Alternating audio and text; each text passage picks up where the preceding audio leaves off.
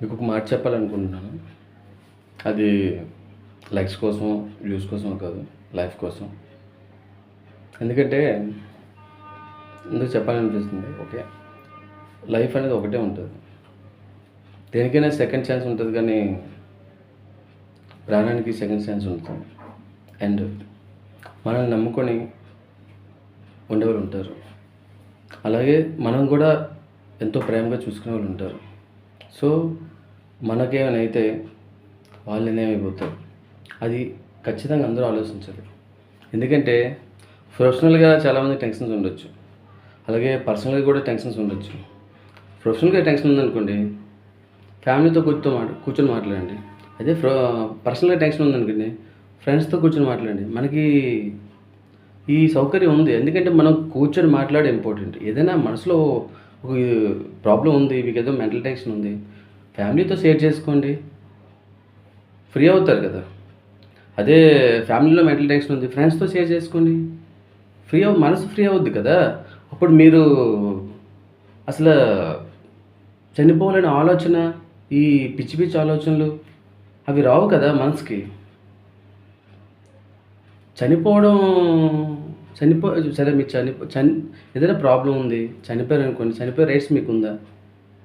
ఎలా ఉంటుంది?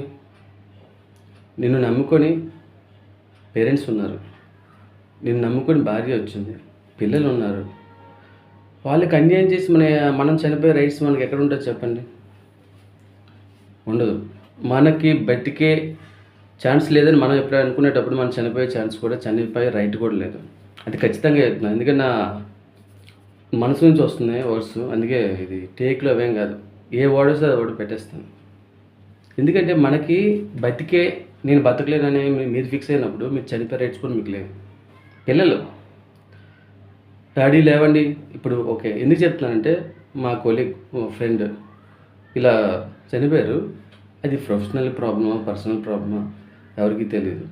కానీ చనిపోయేంత భయస్తుడు కూడా కాదు. ఎందుకు చనిపోయారో తెలియదు.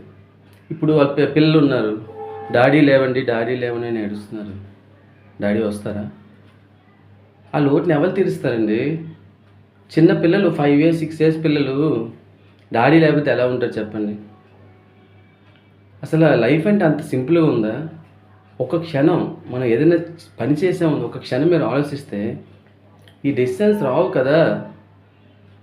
పేరెంట్స్ని కడుపుకోతా, పిల్లలు ఏడుస్తారు, భార్య మనం నమ్ముకొని లైఫ్ లాంగ్ ఉండాలని వచ్చిన భార్య. అసలు ఈ ఆలోచన ఎలా వస్తున్నాయో నాకైతే అర్థం కావట్లేదు. ఏ టెన్షన్ ఉన్నా, అది ఎంత టెన్షన్ అయినా సరే ఒక్క క్షణం ఆలోచించండి. ఒక్క క్షణం కూల్ అయ్యి ఆలోచిస్తే ఈ డెసిషన్ తీసుకోరని నేను అనుకుంటున్నాను. దయచేసి ఎవరైనా సరే ఎటువంటి టెన్షన్ ఫ్రెండ్స్తో షేర్ చేసుకోండి. అది మీరు తక్కువ అయిపోయినా పర్లేదు. మీరు మీ యొక్క వాల్యూ తగ్గిపోయినా, మీరు చీప్ అనిపించుకున్నా పర్లేదు, మీ మెంటల్ టెన్షన్, మీ మనసులో ఏ ప్రాబ్లం ఉందో ఫ్రెండ్స్తో షేర్ చేసుకోండి. ప్రొఫెషనల్గా ప్రాబ్లం అయితే మీ ఫ్యామిలీతో షేర్ చేసుకోండి. భార్యతోని, అన్నతమ్ములతోని, అమ్మ నాన్నలతోని షేర్ చేసుకోండి. ఫ్రీ అవుతారు కదా. మీ వల్ల ఒక ఫ్యామిలీ ఎన్ని ఫ్యామిలీ సఫర్ అవుతుంది చెప్పండి? అందరూ ఏడుస్తున్నారు. అక్కడ ఏడుపులు ఏంటంటే మనసు,